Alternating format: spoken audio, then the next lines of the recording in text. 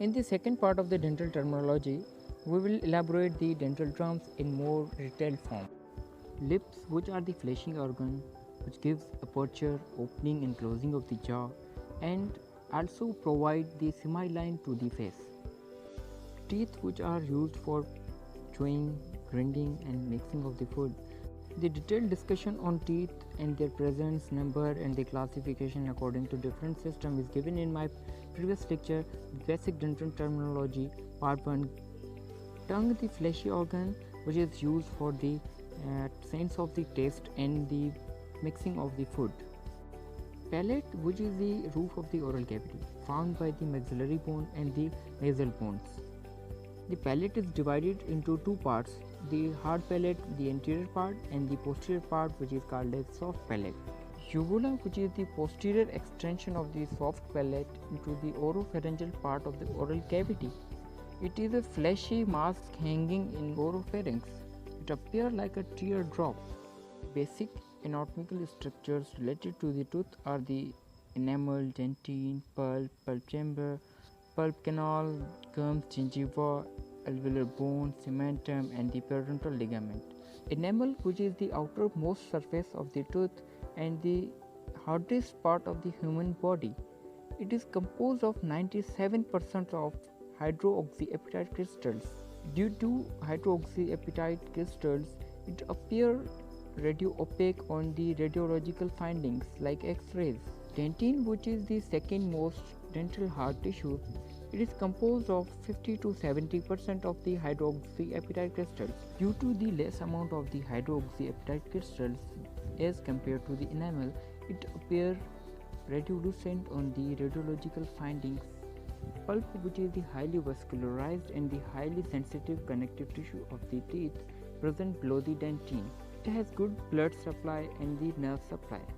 That is why the pulp is the highly sensitive tissue of the dental structures.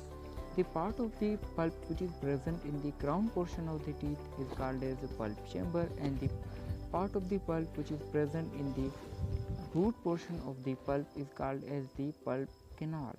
The upward or a cuspal extension of the pulp in the pulp chambers is called as pulp horns, which has the main clinical importance while the cavity preparation. Gums and gingiva are the soft tissues that surround the teeth. They are composed of connective tissues and the mucous membranes. Alveolar process or alveolar bone are the ridges present in the jawbone. It contains tooth sockets. These tooth sockets hold the teeth in the alveolar bone. As like the crown portion of the teeth is surrounded by the enamel, then dentine, the root portion is surrounded by cementum and then dentine. Cementum starts from the portion of the cemento-enamel junction, the neck of the teeth, and to the apex of the root. Cementum is composed of 40 to 50% of inorganic hydroxyapatite crystals, as like somehow dentine, but slightly it is softer than dentine, and 50% it is composed of organic matter.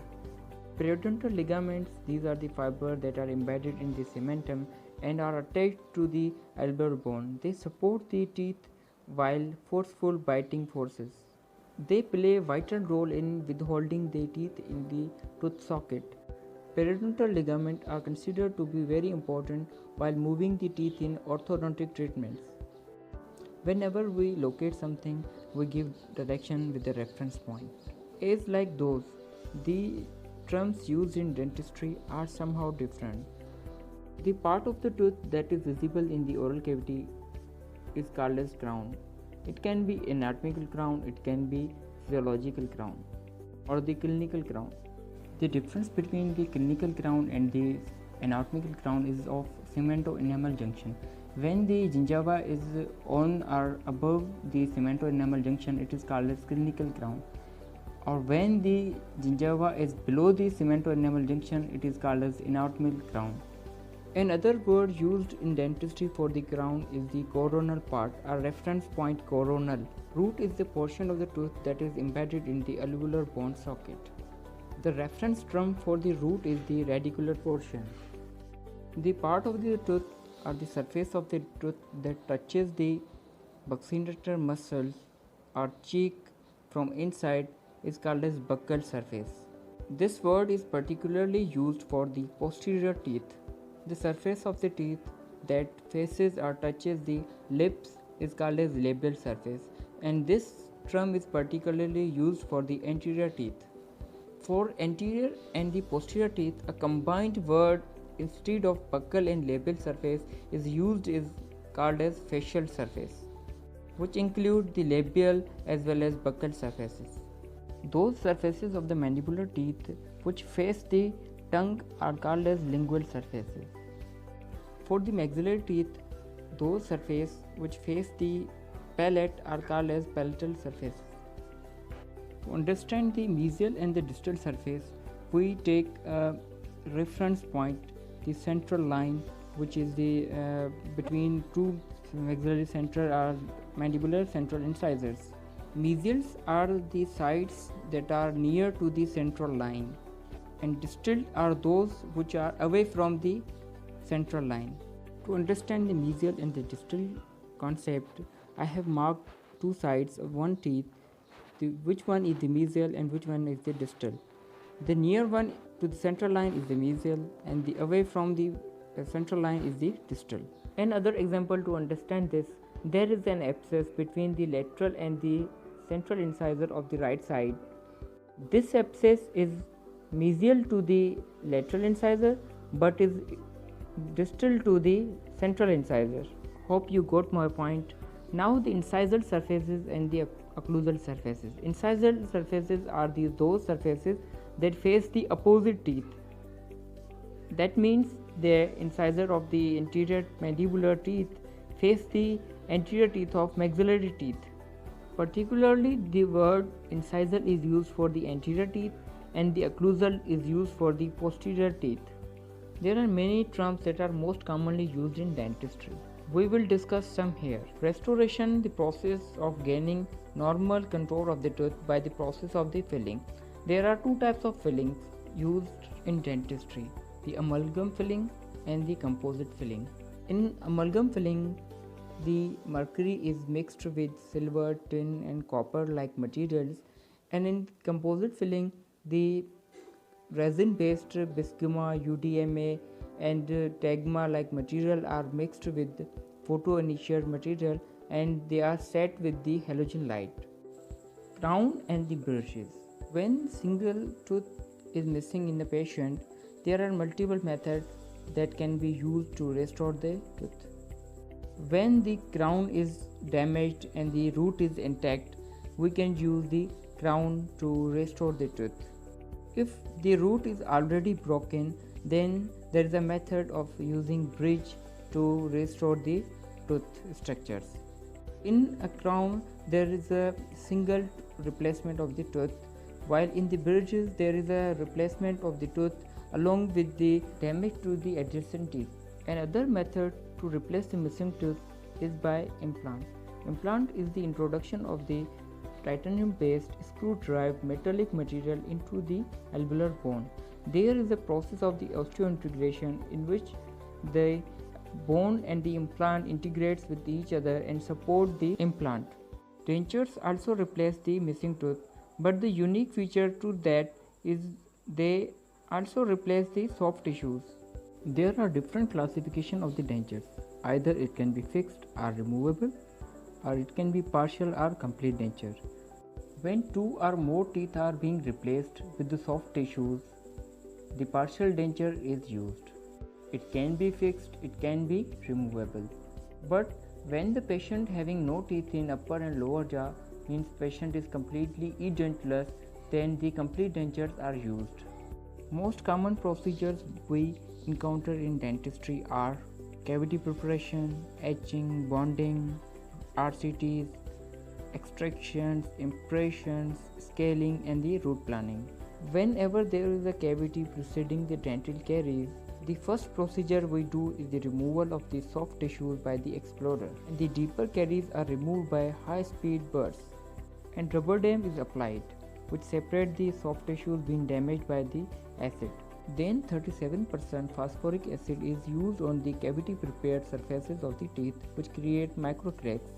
These micro cracks causes the micromechanical bonding with the restorable materials. After that, a bonding agent which increases the bonding strength between the restorable material and the tooth surfaces is used. After the application of the bonding agent, the restorable material like composite and resin-based material are used to fill the cavity, and the halogen light is introduced which activate and set the final composite. After the application of the halogen light, the filling area is finished with the straight fissure burrs. Whenever a patient comes with the infected pulp due to the dental caries, he or she must have hot and cold sensations and pain on biting. This is the inflammation of the pulp that is called as pulpitis. Pulpitis can be reversible and can be irreversible. For the irreversible pulpitis, we need root canal treatment. To diagnose between irreversible and the reversible pulpitis, the reversible pulpitis remains 2 to 3 minutes after the removal of the noxious stimuli, but the irreversible remains for 2 to 3 hours. The infected pulp is removed by rotary or manual file treatment, in which the infected pulp is removed from the root canals. After the removal of the infected pulp, the canals are fixed and filled with the gutta percha, and the cavity of the tooth is filled with the composite and the crown is being placed on the tooth. This is a bit lengthy process, but I tried to describe you in few terms. Extraction means the removal of the tooth from the oral cavity. This process is used when the tooth cannot be restored or the tooth is fractured or any reason the tooth is causing pain to the patient. Most commonly, the extractions are used for the third molars. Extractions are done by many instruments, but the most commonly used instrument for the extractions are the forceps. There are different types of forceps that are used for the different areas of the mouth for mandibular and the maxillary teeth. Impression is a method to measure the environment of the oral cavity of the patient. This process is done by making the negative replicas of the patient's mouth. There are different types of material used for the impression in dentistry. Particularly, the impression for the partial denture is done by alginate, and the impression for the complete denture are done by impression compound. Then the impression is poured with the plaster and the model is created. These models are used for the different type of the treatment. It can be orthodontic treatment, it can be prosthodontic, and it can be the maxillofacial surgery for the cleft plate and the different surgical processes. Whenever a patient comes with the periodontal or gingival disease, the first thing we do is the scaling. Scaling is a process by which we remove the debris from the subgingival and the supragingival surfaces of the teeth.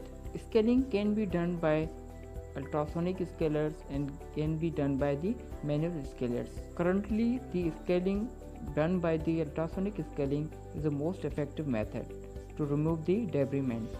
Scaling is most widely used for the removal of the plaque and the heavy calculus. Ultrasonic scaling is most widely used for the whitening and the removing of the heavy staining. Whenever there is exposure of the root portion due to the periodontal diseases, there is a process called the root pruning which smoothes the root surfaces and causes the reduction in the attachment of the plaque to the surfaces of the root. This process reduces the further gingival recession and the gingival disease and periodontal diseases. There are different specialties in the field of dentistry, as the endodontics, which include the different endodontic treatment like RCTs and the endoperiodontal layers. Periodontists particularly related to the flap surgeries, percussion involvement, and the periodontal diseases and the different endoperiolayan and the perioendolayans. Orthodontists are the doctors who deal with the malocclusion, prognathism, retrognathism, and the teeth alignment and the patient after the maxillofacial surgery. Prosthodontics is the field of the doctors who deal with the crown, bridges, implants, complete dentures, and the mouth guard and different prostheses for the different areas of the mouth and the face. Oral surgeons are the doctors who deal with the different surgeries of the cysts and the tumors and the cancers and the different surgical processes. Oral pathologists are the doctors who deal with the different histopathological examination and the diagnosis of the different oral diseases. They usually work on microscopic level on biopsies and the different specimens. Oral radiologists are the doctors who deal with the radiological findings of the different cysts, tumors and the cancer of the different parts of the body at the different sites. Their work usually involves MRI, CT scans, X-rays and the ultrasonic examinations. Pediatric dentistry particularly deal with the treatment of the children. Their field is limited to a particular subject. Dental public health is a subjective field of community dentistry. Deal and engage, enroll people with the different research programs and aware people for the oral health and the medical health. Oral medical doctors are the field of the general physician and general practitioners who deal with the oral health and the systemic health. Orofacial pain is a field of the dentistry in which doctors deal with the facial palsy, numbness and the nerve damages and the TMJ problems and the TMJ dislocation and different pain management systems. Dental anesthesiologist is a field of the dentistry that deal with the pain management system and also deal with the medically compromised patients that are undergoing any surgical processes, because this anesthesia can cause death to the patient and can be harmful and can be difficult to be managed. Hope you will like the lecture.